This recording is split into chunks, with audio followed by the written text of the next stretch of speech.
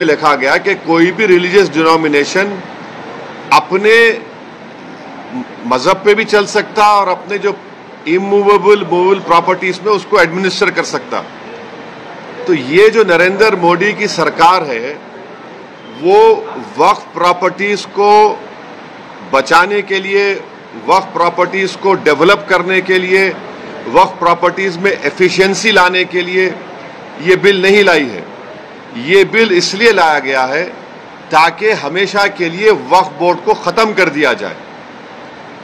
इसकी मिसाल आपके सामने दे रहा हूं। 1995 एक्ट में वक्फ बाय यूजर है, यानी कोई चीज के इस्तेमाल करने की वजह से वो प्रॉपर्टी वक्फ हो जाती है। सर नमाज हो रही है एक जगह पर, यतीम खाना है, कब्रिस्तान है।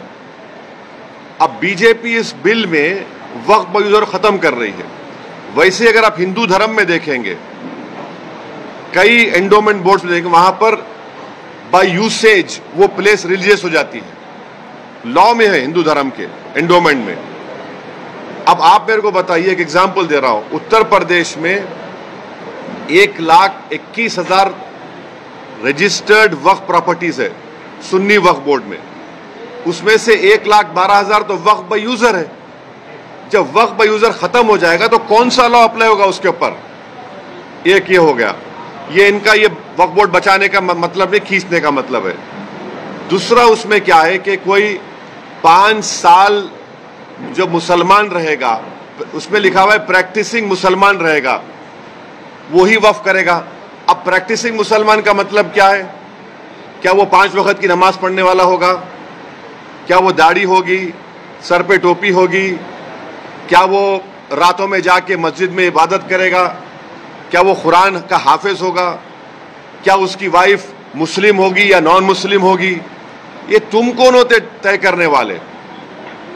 5 साल प्रैक्टिसिंग मुस्लिम है ना, ये देख लो आप। अच्छा, कोई ऐसा लॉ हिंदू धर्म में नहीं है, कोई भी कभी भी दान दे सकता है। आप ये क्यों लेकर आए बताओ? आप कौन होते? मैं प्रैक्टिसिंग हूं नहीं हूं, मैं मुसलमान हूं। मेरे घर में झांक के देखेंगे नरेंद्र मोदी, या फिर 5 साल के बाद मोदी बोलेंगे आओ बेटा तुम मुसलमान सर्टिफिकेट लेकर जाओ। हाँ, तीसरा आप उसमें देख लो। तीसरा क्या है उसमें कि ये बोला जा रहा है कि कोई भी वक्फ प्रॉपर्टी जो गवर्नमेंट के कब्जे में है उसका फैसला कलेक्टर करेगा। अब आप मेरे को बताइए, कलेक्टर खुद गवर्नमेंट का होता है, एग्जीक्यूटिव का। क्या कलेक्टर अपने मामले में जज बन सकता क्या? ये तो प्रिंसिपल्स ऑफ नेचुरल जस्टिस के खिलाफ है। भाई आप में मेरा झगड़ा होगा तो आप जज कैसे बनेंगे? तो कलेक्टर को इख्तियार दे रहे हैं कि कलेक्टर तय करेगा। अच्छा, फिर सर्वे कमिश्नर होता है जो सर्वे करता है प्रॉपर्टीज को। ये बोल दिया कि नहीं, सर्वे कमिश्नर नहीं करेगा, कलेक्टर करेगा। सर्वे कमिश्नर एक अलग होता है डिपार्टमेंट, उसको खत्म कर रहे हैं। क्यों कर रहे हैं भाई आप उसको? फिर आप ये कर रहे हैं कि स्टेट वक्फ बोर्ड, सेंट्रल वक्फ काउंसिल में वहां पर सिर्फ एक नॉन मुस्लिम मेंबर होता है, मिनिस्टर होता है। बाकी के पूरे जितने कैटेगरीज है उसमें मुसलमान होता है। आप उसको खत्म करके मेजॉरिटी नॉन मुस्लिम को मेंबर बनाना चाह रहे हैं। स्टेट वक्फ बोर्ड में पूरे मुस्लिम मेंबर्स होते हैं, उसको आप क्या कर रहे हैं? आप उसमें से कम 8 या 9 नॉन मुस्लिम को अपॉइंट करना चाह रहे हैं। स्टेट वक्फ बोर्ड में इलेक्शन होता है मुतवल्ली कैटेगरी का, एमएलए एमपी कैटेगरी का और बार काउंसिल का। आप नॉमिनेट करेंगे। अच्छा, नॉमिनेट क्यों करना चाह रहे हैं? अगर आप वक्फ बोर्ड का एक्ट देखेंगे तो वक्फ बोर्ड में आपकी प्रॉपर्टी वक्फ है, मैं उसको डायरेक्ट मैनेजमेंट में 5 साल के लिए ले सकता हूं। जब मैं अपने लोगों को नॉमिनेट कर दूंगा उसमें, तो मैं डायरेक्ट मैनेजमेंट ले लूंगा। इनकी नीयत खराब है उसमें। फिर आप ये कह रहे हैं कि कोई हिंदू वक्फ नहीं कर सकता। क्यों नहीं कर सकता हिंदू वक्फ? हिंदू वक्फ कर सकता है, वो मुतवल्ली भी बन सकता है, मगर आप हिंदू वक्फ नहीं कर सकता, उसको खत्म कर रहे हैं और हिंदू को मेंबर बनाना चाह रहे हैं आप। सेंट्रल वक्फ काउंसिल लेके देयर शैल बी, शैल का मतलब मैंडेटरी अंग्रेजी में, 2 मेंबर रहेंगे मिनिमम। फिर ये झूठा प्रोपेगेंडा बीजेपी की कि हम महिलाओं को बना रहे हैं, वो पढ़ते नहीं है। ऑलरेडी महिला का प्रोविजन है। क्या प्रोविजन है? अब ये बोल रहे कि 2 बनाएंगे। अभी जो प्रोविजन है एटलीस्ट 2, यानी 2 से बढ़ सकते, आप 2 कर दिए खाली उसको। वक्फ का एक ट्राइब्यूनल है, अब ट्राइब्यूनल में झूठा प्रोपेगेंडा करते हैं कि ये इसका डिसीजन फाइनल होता है। भाई एनजीटी ट्राइब्यूनल है, इनकम टैक्स का ट्राइब्यूनल है, रेलवे क्लेमेंट्स ट्राइब्यूनल है, ऐसे 14 ट्राइब्यूनल है जिनका डिसीजन फाइनल होता है, अपील नहीं कर सकते। भाई ट्राइब्यूनल के जजमेंट के बाद हाई कोर्ट में रिव्यू पिटीशन डाला जाता है। अपील करने से तो लाखों केस कोर्ट में है, और रिव्यू पिटीशन में हाई कोर्ट पूरा रिकॉर्ड मंगा सकता है, तो ये वक्फ के फेवर में नहीं है। फिर इसमें आपने एक कानून लेकर आए। अभी कानून क्या है कि अगर कोई वक्फ की जायदाद को चोरी से बेचता है, उसको 2 साल का रिगरस इम्प्रिजनमेंट, नॉन बेलेबल। अभी मोदी जी के दिमाग में ख्याल आया, क्या ख्याल आया कि तू वक्फ बोर्ड की जायदाद को बेच दे। मोदी है तो मुमकिन है, क्या मुमकिन है कि तेरे को 2 साल नहीं, सिंपल इम्प्रिजनमेंट, तेरे को बेलेबल हो जाएगा। तो वक्फ के मफाद में क्या हो रहा है? ट्राइब्यूनल है वक्फ का ट्राइब्यूनल, उसमें एक डिस्ट्रिक्ट जज सीजे अपॉइंट करते हैं हाई कोर्ट के, एक इस्लामिक नॉलेज का जानकार और एक एमिनेंट पर्सन। अब आप क्या करते हैं? रिटायर्ड डिस्ट्रिक्ट जज, रिटायर्ड गवर्नमेंट एम्प्लॉय, कैसे होगा? फिर अगर आपकी कोई वक्फ की प्रॉपर्टी है, मैं जाके कंप्लेन करता हूं कि ये वक्फ नहीं है, तो collector will order an inquiry. अच्छा, पेंडिंग इंक्वायरी और प्रॉपर्टी विल नॉट बी वक्फ की एक्ट में बोल रहे, बिल में बोल रहे, and there is no time limit for that inquiry, and the collector will do the inquiry as he deems fit. इसका क्या मतलब? यानी आपकी प्रॉपर्टी को मैं कंप्लेन कर दिया कि वक्फ नहीं है, तो कलेक्टर साहब 10 साल ले लेंगे, तब भी वक्फ नहीं रहेगा, वो अपने कंट्रोल में, उनके कंट्रोल में आ जाएगा। तो ऑल इन ऑल अगर आप देखेंगे, इस बिल में वक्फ प्रॉपर्टीज के एफिशिएंसी के लिए नहीं बनाया गया है, ये वक्फ प्रॉपर्टी को खत्म करने के लिए बनाया गया है। अब हिंदू मेंबर्स को या नॉन मुस्लिम मेंबर्स को अपॉइंट कर रहे हैं। भाई आप उत्तर प्रदेश में जाइए, उत्तर प्रदेश में जो काशी बोर्ड है, वहां पर तो क्लियर लिखा हुआ है कि he has to be Hindu. अगर वो हिंदू धर्म छोड़ेगा तो मेंबरशिप चले जाएगी। फिर आप देख लीजिए जाकर, आप ये जो आपका तमिलनाडु का एक्ट है, तेलंगाना का एंडोमेंट एक्ट है, आंध्रा का है, उड़ीसा का है, इसमें सब लिखा गया कि only Hindu will become the member. अच्छा, हिंदू की परिभाषा क्या है संविधान में? हिंदू, सिख, बौद्ध और जैन, मगर इन मंदिरों में सिर्फ हिंदू बनेगा मेंबर। अब मिसाल के तौर पर मुंबई में ट्रस्ट में है आपका कौन सा मंदिर? सिद्धि विनायक है। गुजरात में सोमनाथ की मंदिर, वो भी ट्रस्ट में आता। वहां पर आप किसको बनाते हैं मेंबर?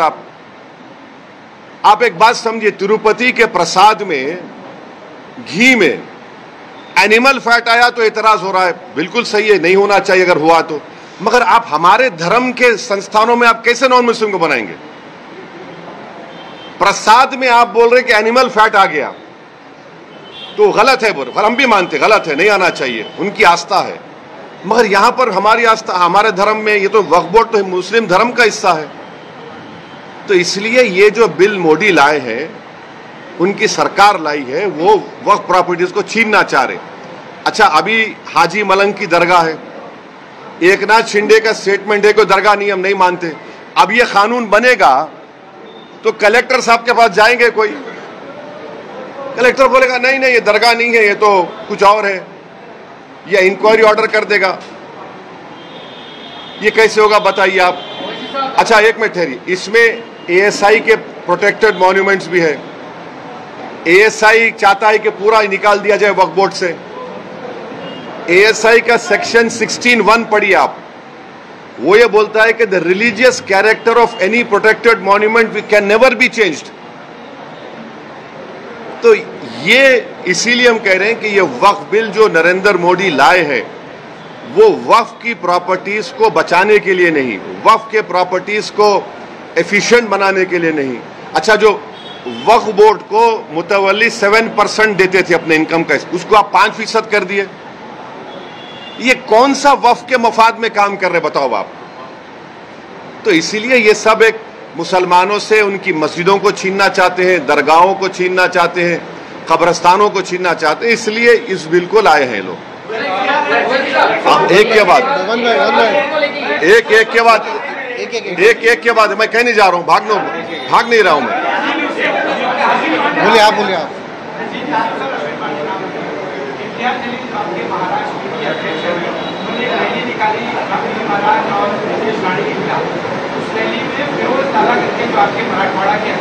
कौन? हाँ,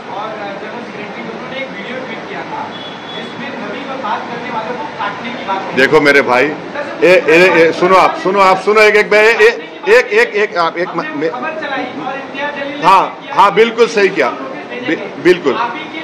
नहीं, सुन तो अरे भाई साहब, आपका जो ऑर्गेनाइजेशन का जो झगड़ा है सेबी के मैडम से, झगड़ा करो ना उससे। अरे सुन तो, अरे मेरे को जवाब देना मेरा काम है। तुम नहीं, आप देखिए, हम जवाब देंगे, आप जवाब नहीं देंगे। आप सवाल कर लिए, सुनो अभी। आप जैसा चाह रहे नहीं दूंगा मैं। आप मोदी है क्या? नहीं है ना मोदी, आप तो रुक जाइए। आप मोदी तो नहीं है ना, मेरे पीछे ईडी सीबीआई तो नहीं भिजाएंगे ना आप। सुनिए, मेरा जवाब यह है कि आप लोग झूठ चलाए, आपका झगड़ा सेबी से है। अब मैडम, अरे मेरा नहीं, उंगली मत दिखाओ, ऐसा मत दिखाओ। नहीं, आप जर्नलिस्ट है, मैं आपको बिल्कुल, वो झूठ है। हम बोल रहे तो नहीं, हम आपको बोल रहे झूठ है वो। आपको अब सुन तो लीजिए, इंडिया टीवी के रजत शर्मा ने तारीफ की इसकी, अब आपको पसंद नहीं आ गया बोलना। अरे बोल रहा हूं, इंडिया टीवी के रजत शर्मा ने कहा कि इम्तियाज जलील ने कलेक्टर को रिप्रेजेंटेशन दिया, बाज नौजवान जज्बात में थे। इम्तियाज जलील ने कहा कि खत्म किस्सा। ये और रजत शर्मा जी ने अपने इंडिया टीवी पर कहा कि बहुत अच्छा किया उन्होंने। ये क्या, आप तो तारीफ भी करो। इतना बड़ा मजमा आया, महाराष्ट्र की तारीख में ये सबसे बड़ा मुसलमानों का प्रोटेस्ट था। सुन तो लीजिए, शायद आपकी पैदाइश से पहले एक प्रोटेस्ट मुंबई में हुआ था शाबानों के वक्त, उतना ही बड़ा प्रोटेस्ट हुआ। लोग ये कह रहे थे कि लोग नहीं आएंगे, 10,000 गाड़ियों से पूरे महाराष्ट्र से लोग निकल कर आए। पीसफुल प्रोटेस्ट था, पीसफुल प्रोटेस्ट में बात हुई और वो बात हम रखे। अब रहा सवाल, सेकंड प्रोटेस्ट भी होगा, मुंबई में होगा। अगर हमारे डिमांड्स को महाराष्ट्र सरकार नहीं मानेगी तो आजाद मैदान में परमिशन लेकर हम यह प्रोटेस्ट करेंगे और ये प्रोटेस्ट जारी होगा।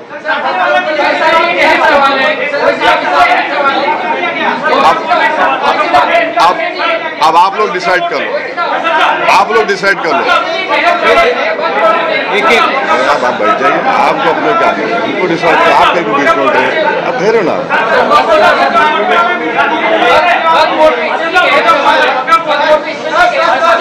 सवाल है कि निशिकांत दुबे एक एमपी है जिन्होंने जेपीसी के चेयरमैन को लेटर लिखा है।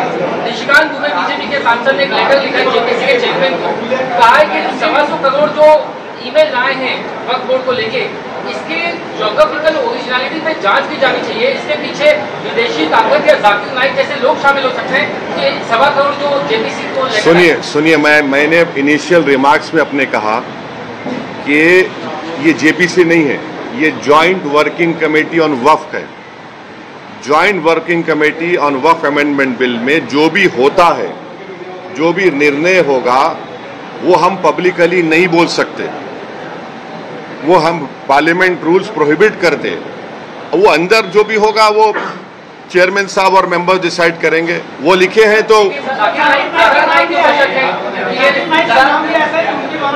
ये देखिए, मैं आपको बता रहा हूं, पार्लियामेंट की स्टैंडिंग कमेटी हो, पार्लियामेंट की सेलेक्ट कमेटी हो, पार्लियामेंट की ज्वाइंट पार्लियामेंट्री कमेटी हो, पार्लियामेंट की ज्वाइंट वर्किंग कमेटी हो, पार्लियामेंट की बिजनेस एडवाइजरी कमेटी हो, इन तमाम कमेटीज में जो भी अंदर जो होता है वो हम नहीं बोल सकते।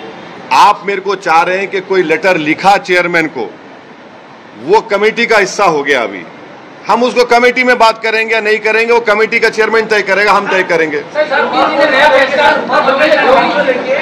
प्रदेश सरकार ने योगी सरकार ने होटलों और रेस्टोरेंट के जो मालिक है, मैनेजर है, उसका नाम लिखने कहा है। कल ही ऑर्डर आया है, क्या कहेंगे? एक ऑर्डर तो आ गया सुप्रीम कोर्ट का,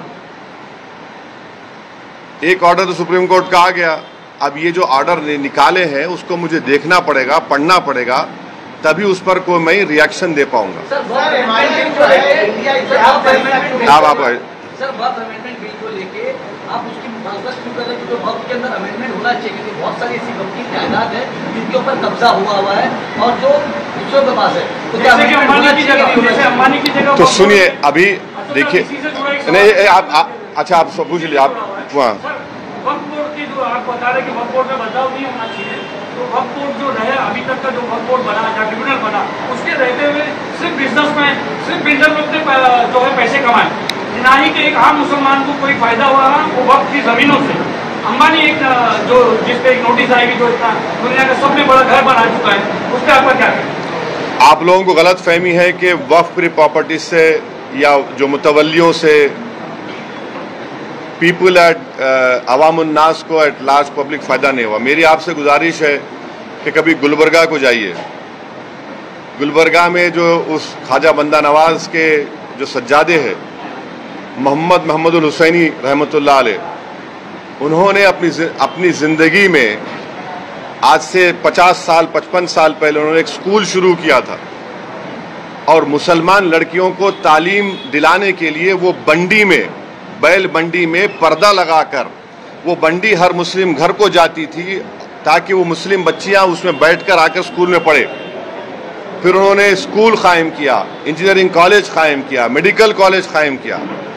ऐसा आपको नेगेटिविटी मत दिखाइए, ये एक है। दूसरा ये है कि वक्फ बोर्ड को समरी एविक्शन पावर्स नहीं है। अगर मुझे किसी एनक्रोचर को निकालना है तो कलेक्टर को लिखना पड़ता मुझे। अगर मैं सुप्रीम कोर्ट में केस जीत भी जाता हूं तो मुझे ईपी फाइल करना पड़ता सिविल कोर्ट में।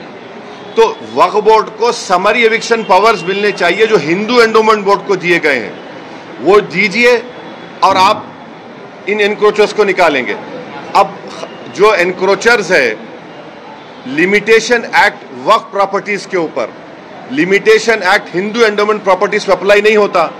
अब इस बिल में नरेंद्र मोदी बोल रहे लिमिटेशन अप्लाई होगा, यानी जितने एनक्रोचर्स कब्जा करके बैठे हैं उनको अब मालिक बनाना चाह रहे। अब रहा सवाल तीसरा जो आप यहां पर बड़ी बिल्डिंग का हवाला दिए, वो जो है वो आगा खानी वक्फ की है। अब मोदी जी आगा खानियों के लिए वक्फ बना रहे, हम चैलेंज कर रहे मोदी जी को। आगा खानी जो वक्फ की प्रॉपर्टी थी जिसमें कुरान पढ़ाना, यतीम खाना था, वो उसको 21 करोड़ में किसने बेचा और क्यों बेचा? और क्या वहां पर वक्फ बोर्ड के ऑफिसर्स ने लिखकर नहीं दिया था कि this is a Waqf property? अभी भी मसला सुप्रीम कोर्ट में चल रहा है। तो ये अगर आप पावर्स देखिए, सेक्शन 40 का पावर छीन लेंगे, आप लिमिटेशन एक्ट अप्लाई करेंगे, वक्फ बाय यूजर निकाल देंगे, तो ये किसके लिए किया जा रहा है? फिर वक्फ बोर्ड के लिए तो नहीं किया जा रहा है ना, ये तो बड़े बड़े दौलतमंदों को फायदा पहुंचाने के लिए किया जा रहा है, बिल लाया जा रहा है। अखिलेश यादव वो नहीं पूछे अभी, ने बोले। सर, आप इंतियाज जलील ने कहा था कि हम चाहते हैं कि महाविकास आघाड़ी के साथ गठबंधन हो ताकि वोटों का बंटवारा ना हो।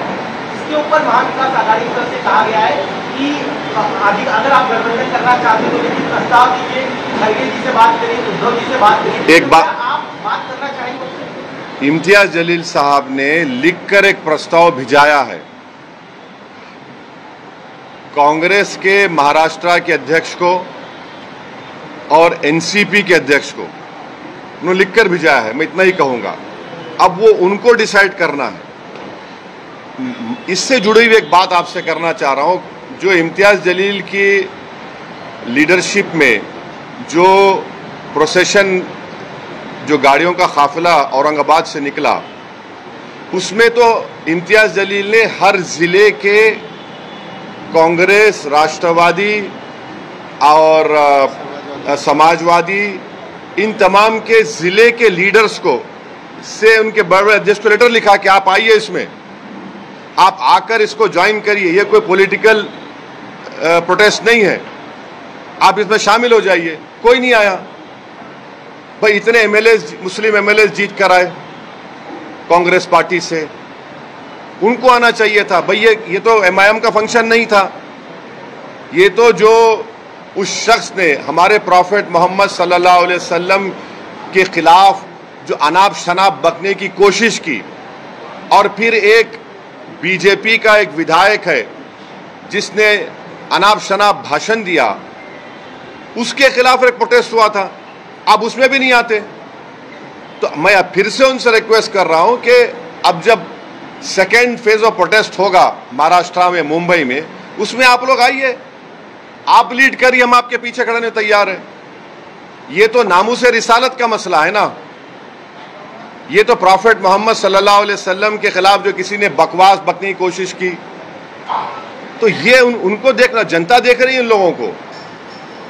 आप आ ही नहीं रहे प्रोटेस्ट में, और जो लोग बोल रहे थे प्रोटेस्ट वायलेंट होगा, वायलेंट होगा, उनको तो चुल्लू पर पानी में डूब मरना चाहिए बेशर्मों को। वो जो प्रोपेगेंडा कर रहे थे कि वायलेंस हो जाएगा, वो हो जाएगा, ये हो जाएगा, अरे बेशर्मी की हद कर दिए, झूठ की हद कर दिए। 10,000 गाड़ियां निकली और 10,000 गाड़ियों में से पूरे पीसफुल गए, एक दो जगह पर उनको आईने फोड़े गए गाड़ी के, फिर भी हम लोग प्रोवोक नहीं हुए। मैं सलाम करता हूं, मैं तो सलाम करता हूं उन तमाम लोगों को जो सिर्फ प्रॉफेट मोहम्मद सल्लल्लाहु अलैहि वसल्लम के बारे में जिस शख्स ने बकवास बकी और रूल ऑफ लॉ के अपहेल्ड करने के लिए संविधान को तिरंगा लेकर निकले, इन लोगों को नहीं आते। तो अब मैं क्या करूं इसके बारे में, मगर जनता देख रही है, दुनिया देख रही है। आप ये बात एक आता हूँ, हाँ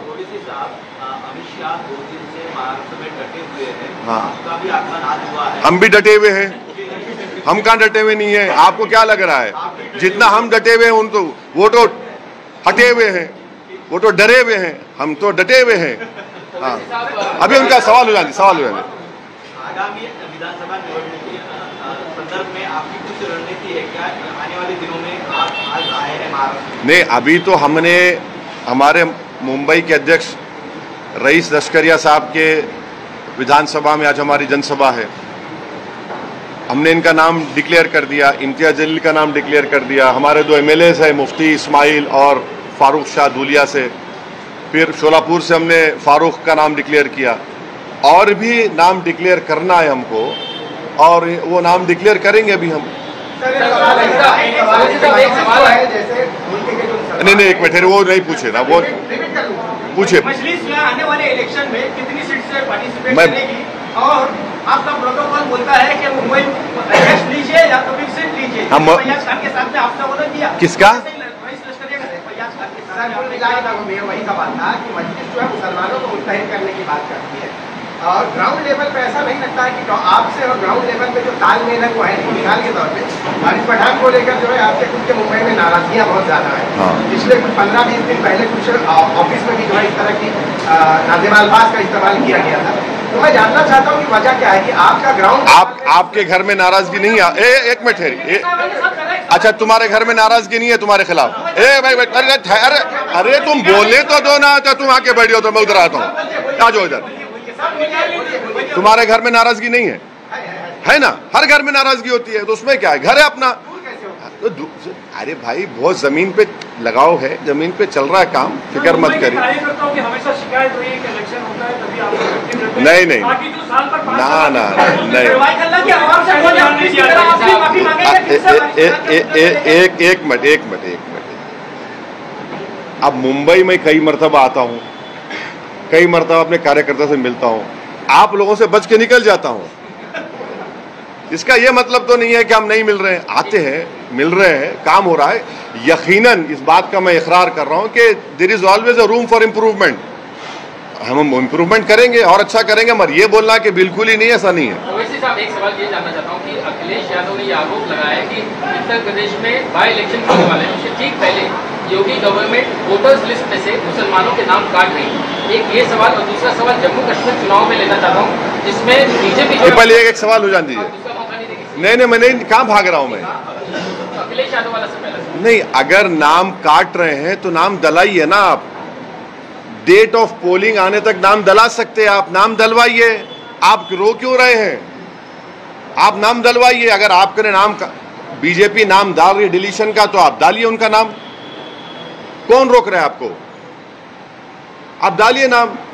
और इलेक्शन कमीशन को रिप्रेजेंटेशन भिजाइए, मीडिया को दीजिए कि कहां पे कौन सी 10 विधानसभा में चुनाव हो रहा है बाई इलेक्शन का, कहां से नाम काट रहे हैं वो दे दीजिए। मीडिया को बोल दीजिए कि इस विधानसभा में इतने नाम काटे गए मुसलमानों के, मगर नाम डलवाइए आप और करिए वो। अब वो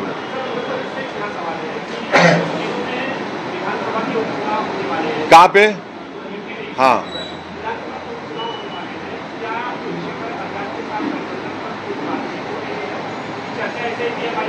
नहीं, इस सवाल का जवाब जो है हमारे उत्तर प्रदेश के अध्यक्ष जनाब शौकत अली साहब आपको देंगे।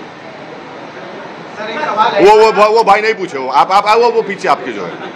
मेरे सवाल का जवाब ही नहीं, नहीं जवाब दे दिए अब।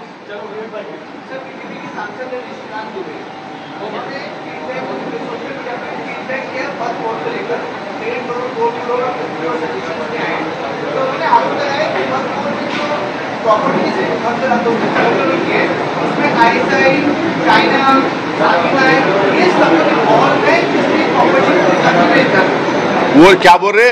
ISI, चाइना, हाँ, और ये लोग क्या कर रहे हैं? अच्छा, किसके नाम पे कर रहे हैं वो लोग? किसके नाम पे कर रहे हैं? नहीं, किसके नाम पे तो करना नहीं, अरे मैं जवाब, किसके नाम पे तो करना पड़ेगा ना। क्या चाइना के नाम पे रजिस्ट्री होगी भारत में? नहीं, अरे वो बोल रहे हैं वो, अरे नहीं, वो बोल रहे हैं कि प्रॉपर्टीज अपने नाम पे कर रहे हैं, चाइना के नाम पे रजिस्ट्री तो नहीं होगी भारत में। हाँ, एक जगह पे हो गई, डेमचौक डेमसांग में 2000 स्क्वायर किलोमीटर पर चाइना कब्जा करके बैठा है, ऑल वेदर रोड्स बना चुका है। चाइना वहां पर जो स्ट्रक्चर्स बना रहा है अपनी आर्मी के लिए, ऑल वेदर, उसमें माने हीटिंग है, वहां पर खाने का इंतजाम है। हम आज भी चैलेंज कर रहे नरेंद्र मोदी को, अगर हम झूठ बोल रहे तो नरेंद्र मोदी आपको, मीडिया के लोगों को लेकर जाइए डेमचौक डेमसांग में और सुनिए। 1 साल पहले एसपीज की कॉन्फ्रेंस हुई थी जिसमें लद्दाख के पुलिस कमिश्नर ने कहा था कि 65 पेट्रोलिंग पॉइंट्स में से 25 पेट्रोलिंग पॉइंट पर हमारी आर्मी और पैरामिलिट्री फोर्स वहां पे पेट्रोलिंग नहीं कर सकती। वो जो पिक्चर में तालाब दिखा था ना, वो मशहूर पिक्चर था, वो नाम याद नहीं आ रहा, मैं देखता नहीं हूं मैं, वो तालाब को आप नहीं जा सकते अभी। वो तालाब को खाली आपको टीवी में देखना पड़ेगा, आधा तालाब चाइना ले लेके चला गया। तो ये सुनिए, तो हमारे जो दोस्त लेटर लिखे हैं उनको तो डेमसांग डेमचौक के बारे में बात कर। अब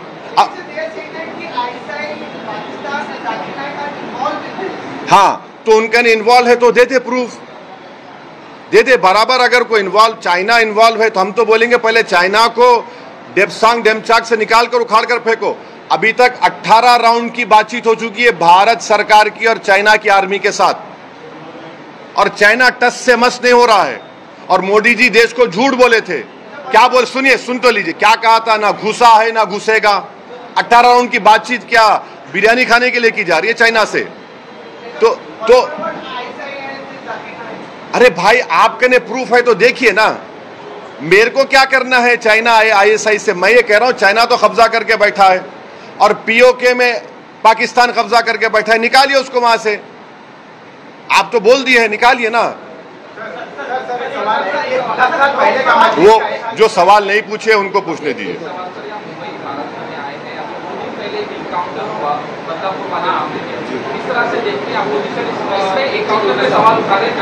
इसको एक ही छोटा सा बात, शहर में जगह जगह पर पोस्टर लगे हैं, देवेंद्र फडणवीस की तस्वीर लगी है और लिखा गया है बदला पूरा, बदला पूरा हो गया, इस तरह के पोस्टर भी लगे।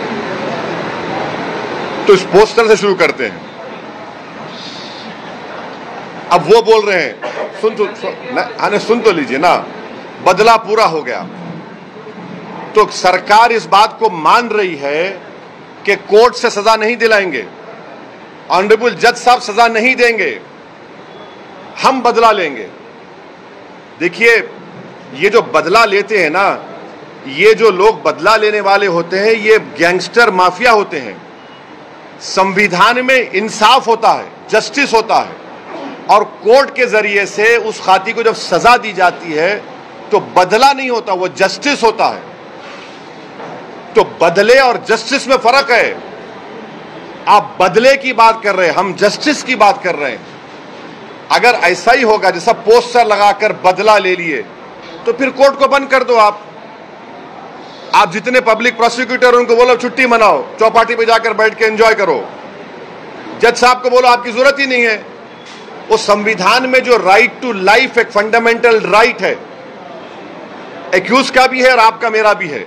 आप बदला लेकर नहीं मार सकते, आप जस्टिस करके उसकी आप कैपिटल पनिशमेंट दे सकते हो उनको, वो जस्टिस होगा। तो ये पोस्टर लगाने का मतलब ये है कि बीजेपी इस पर अपनी रोटी सेक रही है और उसको बदला कह रही है। हम जस्टिस का मुतालबा कर रहे हैं। सर, आपने जस्टिस की बात कही, जो अक्षय शिंदे उनके बाबा हाईकोर्ट में गए, कहा कि जो इनकाउंटर हुआ है गलत हुआ है। भाई ख्वाजा यूनुस याद है आपको? ख्वाजा यूनुस किसी को याद है? घाटकोपर में ख्वाजा यूनुस का क्या हुआ? अभी तक सब गूंगे बन के बैठे हैं। आज भी ख्वाजा यूनुस का परिवार पूछ रहा है कि भाई जिंदा है तो बताओ, मर गया तो कम से कम खबर बताओ। ख्वाजा यूनुस का क्या हुआ बताइए आप। हमने इसी मुंबई में पाकिस्तान से टेररिस्ट आए थे, वो जालिम आतंकवादी, वीटी स्टेशन पर खून की होली खेली गई, बड़े बड़े 5 स्टार होटल में मारा गया। हमने कसब को पकड़ा था और उस कसब को पकड़ने में मुंबई पुलिस के एक बड़ा कांस्टेबल ने अपनी जान की अजीम कुर्बानी दी। हेमंत करकरे की मौत हुई और 2 IPS की मौत हुई। हमारे सिस्टम ने उस जालिम को गोली नहीं मारी, कसब को जेल में रखा, केस चलाया, कोर्ट ने उसको फांसी की सजा दी और जब वो मर गया तो मुंबई के मुसलमानों ने कहा कि हमारे कब्रिस्तान में मत दफनाओ उसको, वो नापाक है, उसको ले जाकर जेल में दफनाया गया। ये जस्टिस है। बदला और जस्टिस में फर्क ये है। वैसे साहब, हाल ही में जब भिवंडी में दंगे हुए तो वहां पर कुछ लोगों ने ये आरोप लगाया कि मस्जिद के सामने जय श्री राम के नारे लगाए गए, इससे जो पब्लिक भड़क गई और हालात बिगड़ गए। तो क्या ये जय श्री राम के नारे लगाना गलत है? और दूसरा ये कि जो गणपति की मूर्ति पे जो लोग पत्थर फेंकते हैं, क्या वो सच्चा मुसलमान हो सकता है? देखिए, कोई भी सच्चा या पक्का या झूठा ये आप और मैं तय करने वाले नहीं हैं, समझे ना। जो सबसे पहले अच्छा इंसान होना पड़ेगा, तभी वो अच्छा मुसलमान, अच्छा हिंदू होगा। अगर आप अच्छे इंसान नहीं हैं तो आप में ना अच्छे और बुरे की तमीज पैदा होगी।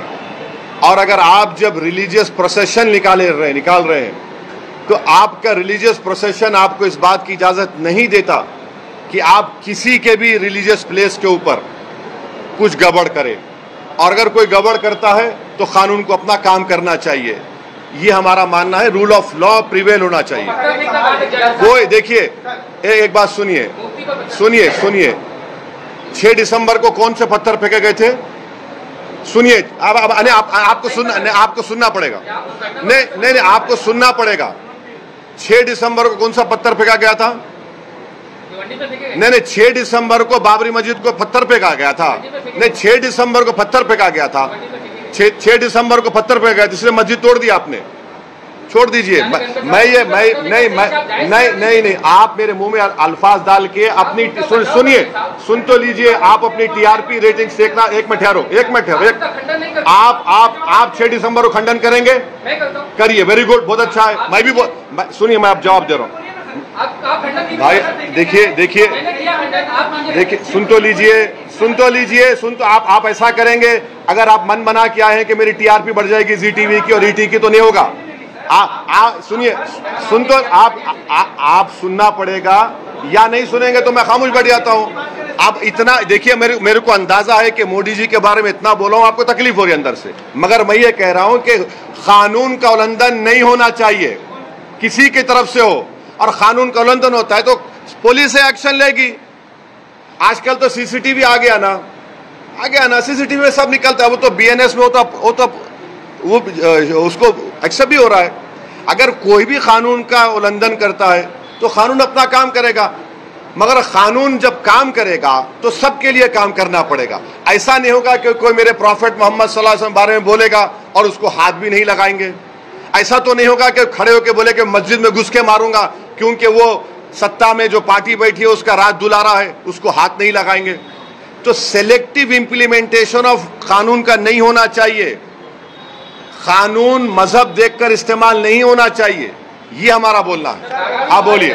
10 साल पहले का जो बयान था आपके छोटे भाई साहब का, बस 2 मिनट का। अब वो उसमें मत जाइए, वो कोर्ट से बरी हो गया, वो खत्म हो गया।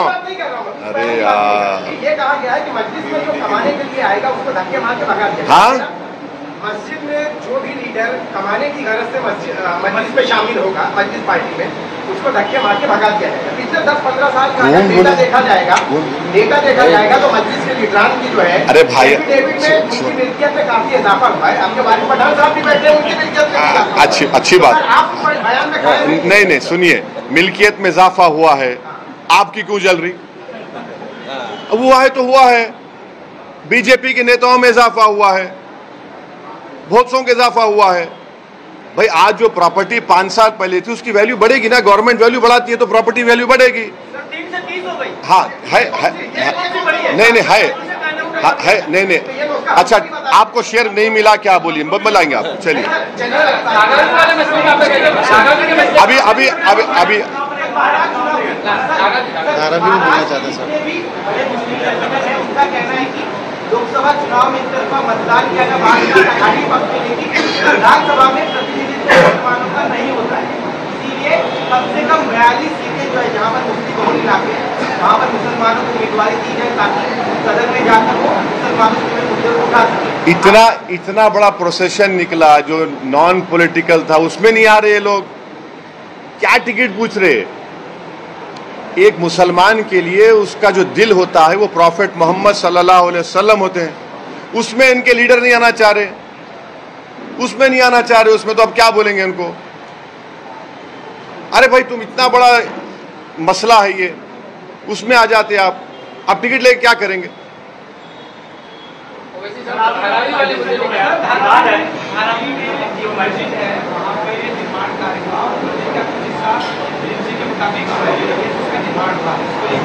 काफी हंगामा हुआ है और अब वहाँ पर कमेटी द्वारा कुछ कहा गया है कि वो तुरंत कार्रवाई करेंगे। इसको लेकर मार्केट का माहौल है। कमेटी बोल दी ना तो मैं क्यों बोलूंगा? कमेटी जब बोली है तो कमेटी से पूछो। अरे जो कमेटी बोली है वो काफी है, उनसे पूछना पड़ेगा, मैं तो नहीं मालूम। मैं जब कमेटी बोली है तो उसमें अभी और क्या बोलेगा?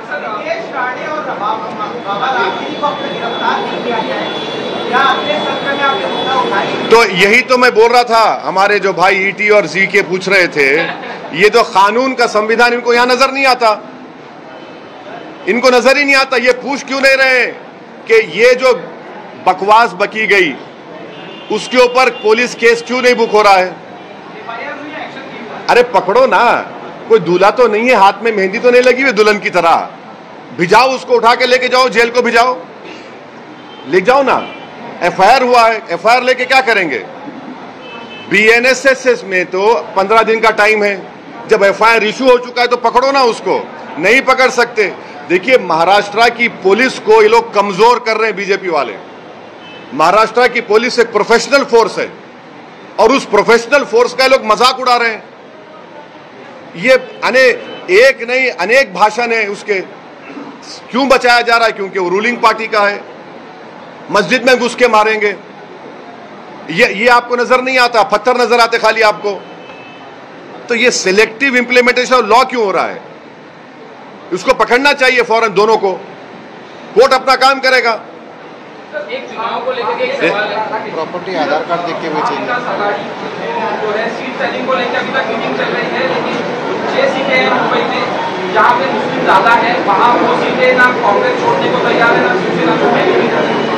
हमें वो सीटें चाहिए, तो आप किस तरह से देखते? मेरा क्या, आप वहाँ पे अपने कैंडिडेट को किस तरह से देखते? नहीं देखिए वो क्या, मुस्लिम इलाकों में सुनिए, सिर्फ मुस्लिम इलाकों का सवाल नहीं है। एमआईएम पार्टी हर इलाके से अपने कैंडिडेट खड़ा करेगी।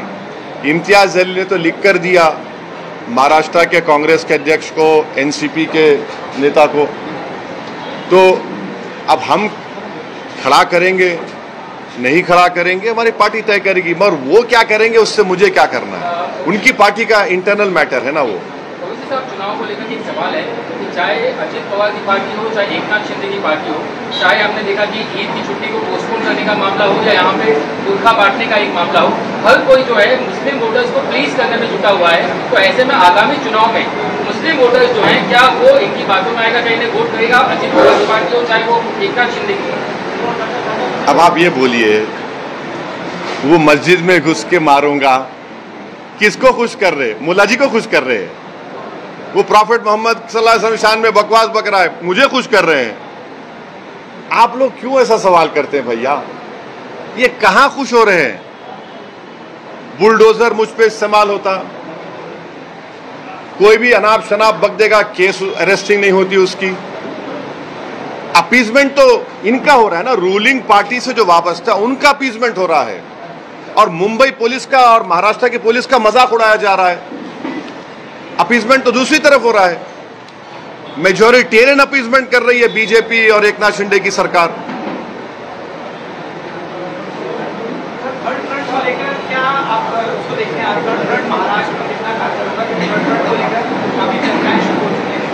हाँ, चर्चाओं में हम भी हैं।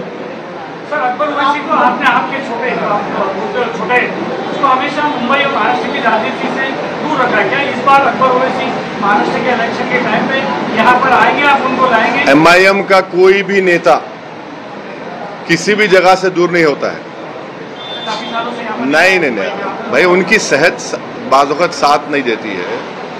उनके ऊपर जानलेवा हमला हुआ था, तो उससे उनके सेहत की ठीक नहीं होने की बिना पर समर आएंगे, वो जरूर कैंपेन करेंगे, हर जगह करेंगे महाराष्ट्र में। वारिस पठान को टिकट आप देंगे?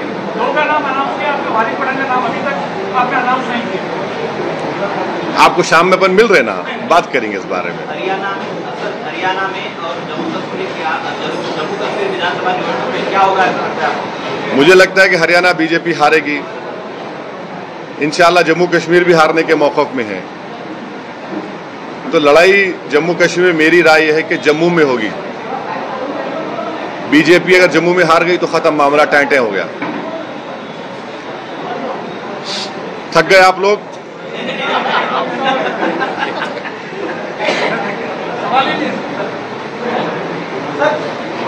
सोच सोच के क्यों बोल रहे प्यारे? SMS आया क्या? पूछ ले, बोल के पूछे। नहीं, जाना है हमको, हमारे ऑफिस को जाने का ही है। मेरे को हाथ दबा रहे मेरा, चलो चलो बोल के। फिलिस्तीन के खिलाफ एहतजाज करने से महाराष्ट्र में या इंडिया में मनाई है, मगर मोदी जी फिलिस्तीन में जाके वहां पर रुक जताते हैं, क्या कहना? नहीं, अभी तो यूनाइटेड नेशन में महमूद अब्बास से हेलो या हबीबी बोल कर आए हैं, हाथ मिला है महमूद अब्बास से मोदी जी। आपने नहीं देखा फोटो? मिले हैं ना। और इंडिया शुरू से पैलेस्टाइन की ताईद में खड़ा है। यहाँ पर सर एहतजाज करने में क्यों मना किया जाता है? अब नहीं मालूम क्या तकलीफ है, नहीं क्या तकलीफ है मेरे को नहीं मालूम। हम तो भारत शुरू से, चाहे महात्मा गांधी से हो, पंडित नेहरू हो, जितने बड़े बड़े प्राइम मिनिस्टर थे, खुद हमारी मोदी के ये सरकार ने फ़लस्तीनियों के लिए एड भी भिजाया है। वो बोलते हैं कि हम 2 स्टेट का फाइल भी हैं। ये नहीं पूछे, ये नहीं पूछे।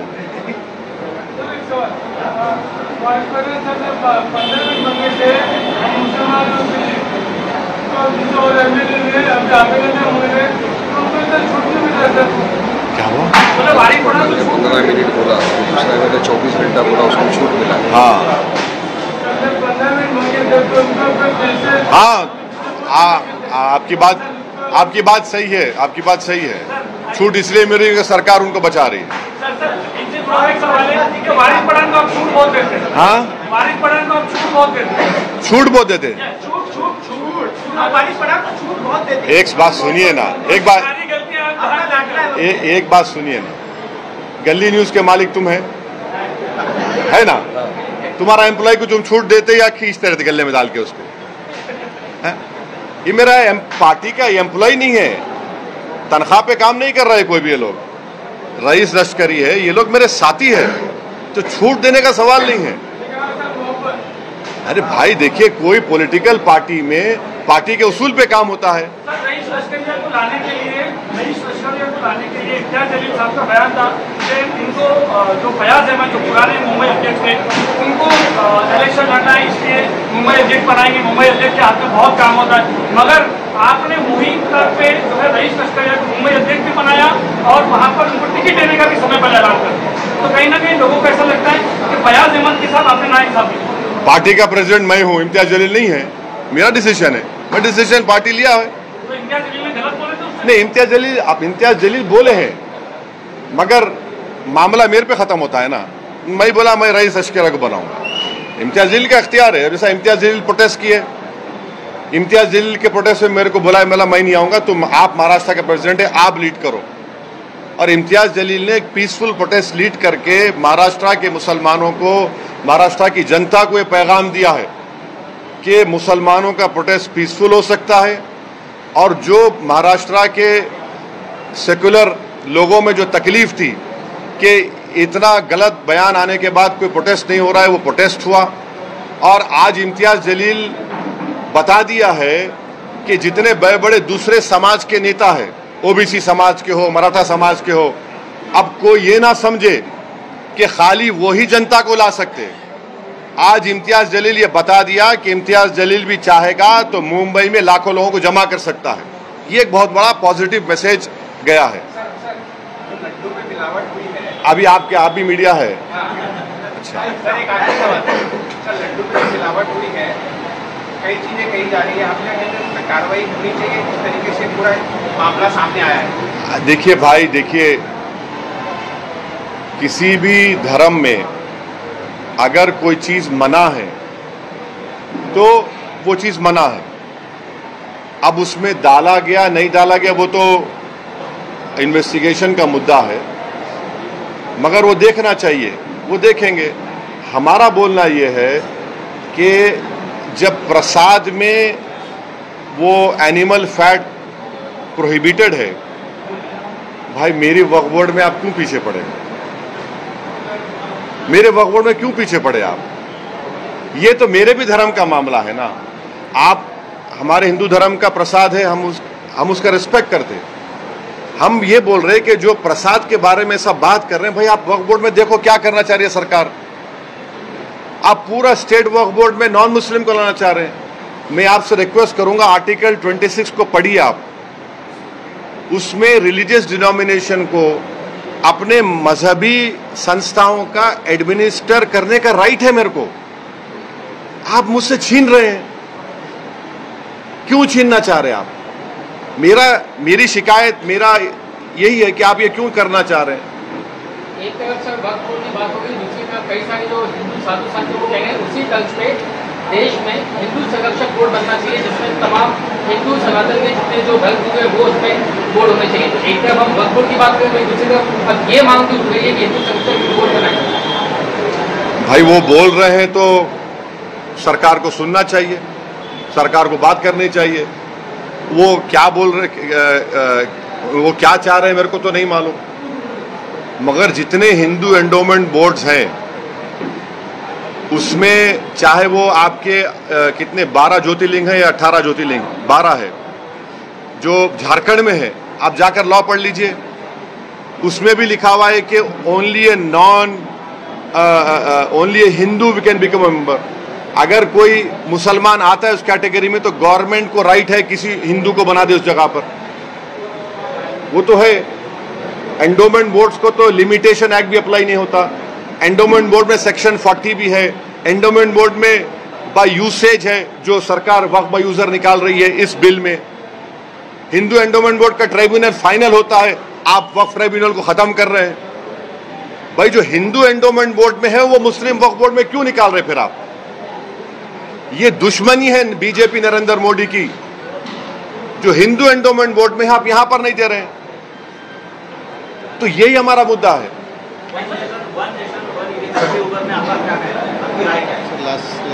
ये आखिरी है ना, ए बस कर देना, बस फिर शाम में कुछ नहीं होगा। नीतीश राणे ने कहा है कि रैली को देखते हुए कहा कि इतने कोई तरह अभी रोज सकाळी नाश्ते खाते, यानी इतने लोग आए तो मैं सुबह नाश्ते में खाता। क्या कहना बात करते हैं? अब नहीं मालूम वो इंसान को खाता है क्या? ये कब से होगा खाने वाला? ये इंसान को खाता है वो, यही कहा उसने। क्या कहा? उसका तर्जुमा क्या है, ट्रांसलेशन क्या है?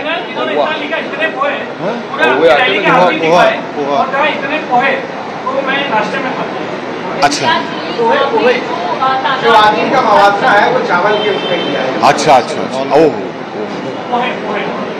अब मौज बना लो प्यारे, तुम्हारी सरकार है, 1 महीना 2 महीने की बात है, मौज बना लो। तुम्हारे को जैसा है ना, ये एकनाथ शिंदे है, फडणवीस है, तो वो एक कहावत क्या है, एक कहावत, मशहूर कहावत है कि अब सरकार उनकी है तो वो बचा रही है उनको, मगर संविधान की बेइज्जती की जा रही है, महाराष्ट्र पुलिस की बेइज्जती की जा रही है, जो बकवास पे बकवास बोला जा रहा है। और अब BNS कानून में प्रोविजन है 302, पढ़ो आप, जिसमें हर्टिंग रिलीजियस सेंटिमेंट है। Thank you.